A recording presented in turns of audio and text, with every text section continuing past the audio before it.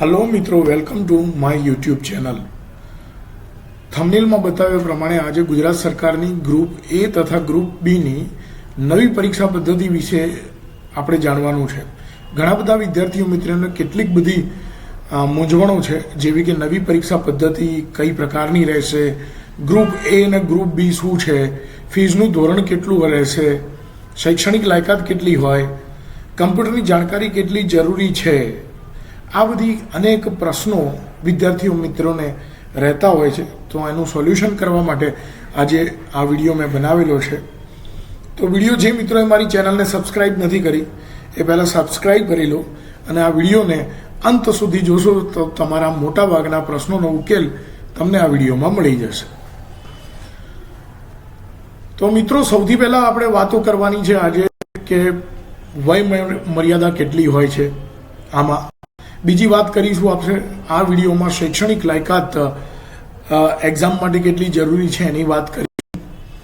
પરીક્ષાની ફી કેટલી રહેશે, કયા પ્રકારે ચૂકવવાની રહેશે, કઈ રીતે ચૂકવેલી ફીઝ રદબાતલ ગણાશે, એવી કેટલીક બાબતોને આજના વિડીયોમાં ડિસ્કસ કરવાની છે.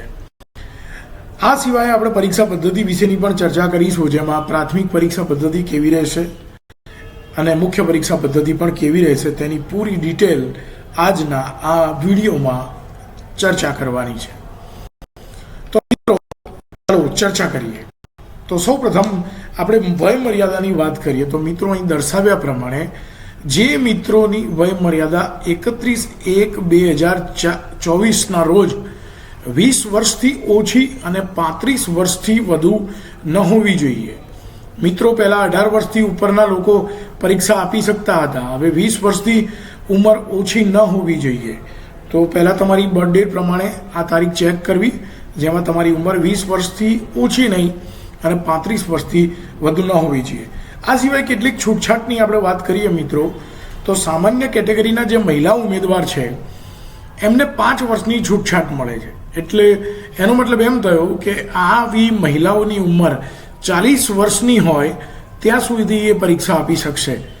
અનામત કેટેગરી જેવી કે એસસી, એસટી, ઓબીસી ના જે પુરુષો છે એમને 5 વર્ષ પાછા છૂટના મળે છે. એટલે 35 + 5 એટલે 40 વર્ષની ઉંમર સુધી એ લોકો પરીક્ષા આપી શકશે.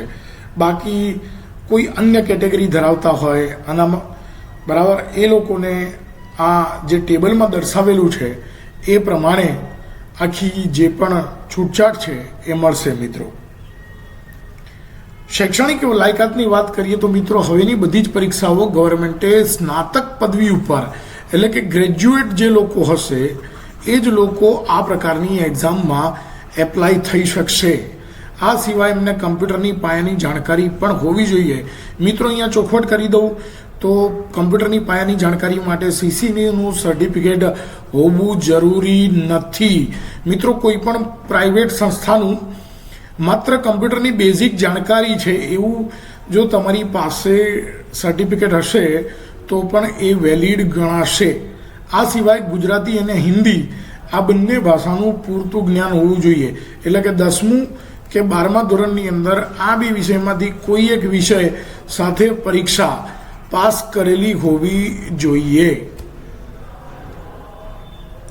એસસીબીસીના કેટેગરીના જે લોકો જે છે જે નોન ક્રિમિનલ સર્ટિફિકેટ કઢાવે છે એ 1/4/2021થી 31/1/2004 સુધી જો જે વિદ્યાર્થીઓએ પરિશિષ્ટ ક નીકાળેલું હશે એ લોકોનું પરિશિષ્ટ ક જ વેલિડ ગણાશે. મિત્રો, બીજી વાત કરીએ તો આ વખતે પરીક્ષા ફી રાખવામાં આવી છે ગ્રુપ એ તથા ગ્રુપ બી બંને માટે. બિન અનામતના વર્ગના જે વિદ્યાર્થીઓ છે એમના માટે 500 રૂપિયા ફીસ છે અને અનામત વર્ગના જેટલા બી વિદ્યાર્થીઓ છે જેમાં એસસી, એસટી, ઓબીસી, દિવ્યાંગ, એક્સ સર્વિસમેન આ બધા જ પ્રકારના વિદ્યાર્થીઓનો સમાવેશ થાય છે. એમને 400 રૂપિયા ફીસ પે કરવાની છે. પણ મિત્રો, આ ફીસ રિફંડેબલ છે, પણ એવા જ લોકોને આ ફી રિફંડ રહેશે જે ઉમેદવારો પરીક્ષામાં હાજર રહેશે. પરીક્ષામાં જે ઉમેદવાર ગેરહાજર રહેશે એમને ફીસ પાછી મળવાની નથી. મિત્રો, ધ્યાન રાખવા જેવી બાબત છે આ. એ સિવાય આપણે જો પરીક્ષા પદ્ધતિની વાત કરીએ તો ગ્રુપ એ તથા ગ્રુપ બી બંને માટે પહેલી જે પરીક્ષા છે એ કોમન પરીક્ષા યોજાશે. આ જે પરીક્ષા છે એ MCQ પ્રકારની પરીક્ષા રહેશે. અને હવે મિત્રો ખાસ ધ્યાન રાખવાનું છે કે આ વખતેની જે પરીક્ષા છે એ OMR સીટ ઉપર લેવામાં આવવાની નથી, પરંતુ કમ્પ્યુટર ટેસ્ટ એટલે કે CBRT ઓનલાઈન કમ્પ્યુટર એક્ઝામ રહેશે મિત્રો. અને આ જે કોમન એક્ઝામ છે એનો જે સિલેબસ છે એમાં રિઝનિંગ 40 માર્ક્સ, ક્વોન્ટિટિવ એપ્ટિટ્યૂડ એટલે કે maths 30 marks, English grammar 15 mark અને ગુજરાતી ગ્રામર 15 માર્ક, એમ કરીને કુલ 100 માર્કનું પેપર રહેશે મિત્રો. આ સિવાય આપણે વાત કરીએ તો 100 માર્કના પ્રશ્નોમાં 100 પ્રશ્નો હશે અને દરેકનો 1 ગુણ રહેશે, એમ કરીને કુલ 100 માર્ક્સનું પેપર રહેવાનું છે મિત્રો. જો કોઈ પ્રશ્ન ખોટો લખવામાં આવે તો એ પ્રશ્ન માટે 0.25 નેગેટિવ માર્કિંગ રહેશે મિત્રો. 0.25 ગુણ જે છે એ નેગેટિવ. અને પરીક્ષાનો જે સમય છે એ 1 કલાક એટલે કે 60 મિનિટનો રહેશે મિત્રો. આ કોમન પરીક્ષા છે ગ્રુપ એ તથા ગ્રુપ બી માટે. આ પરીક્ષાનું જે સિલેક્શન છે એ મેરિટના આધારે કરવામાં આવશે અને ઉમેદવારોની કોઈ પણ પ્રકારની ચકાસણી કર્યા વગર એમને જો મેરિટમાં હશે તો પછી ગ્રુપ એ અને ગ્રુપ બી માટે જે મુખ્ય પરીક્ષા છે એ અલગ અલગ લેવાશે મિત્રો. અહીંયા યાદ રાખવાનું છે કે ગ્રુપ એ અને ગ્રુપ બીની પરીક્ષા અલગ અલગ લેવાશે. મુખ્ય પરીક્ષા ગ્રુપ એ માટે જે પ્રકારની હશે એમાં કુલ 3 પેપર છે,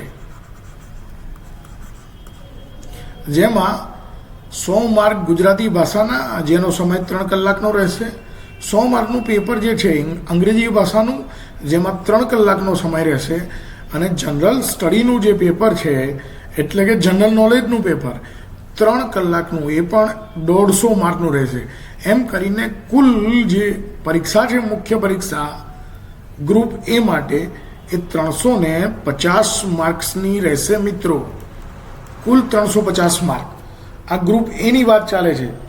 ગ્રુપ બીની આપણે વાત કરીએ તો ગ્રુપ બી માટે જે મુખ્ય પરીક્ષા છે એ મુખ્ય પરીક્ષા 200 માર્કની રહેશે મિત્રો ટોટલ. અને એમાં English 20 marks, Gujarati 20 marks, polity ને એ બધું થઈને 30 માર્ક છે, હિસ્ટ્રી, જ્યોગ્રાફી અને કલ્ચર 30 માર્કનું રહેશે, economic, environment, science and technology 30 marks, current affair 30 mark અને રિઝનિંગ ફરી 40 માર્ક, એમ કરીને ટોટલ 200 માર્કનું પેપર રહેશે. આ જે પરીક્ષા છે એ પણ MCQ પ્રકારની પરીક્ષા રહેશે મિત્રો.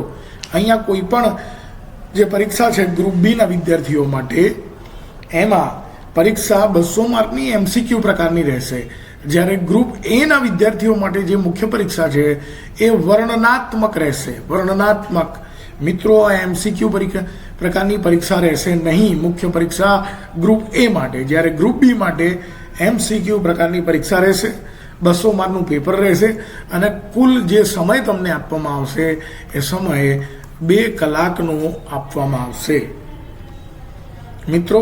આ પ્રકારની પરીક્ષા રહેશે. ફીસ રિફંડેબલ રહે છે. મને ધ્યાન છે તે પૂરેપૂરી જે માહિતી છે, જરૂરી માહિતી નવી બદલાયેલી પદ્ધતિ પ્રમાણે એ આપી હશે. વિડીયો ગમ્યો હોય તો લાઈક અને શેર કરો મિત્રો. Thank you.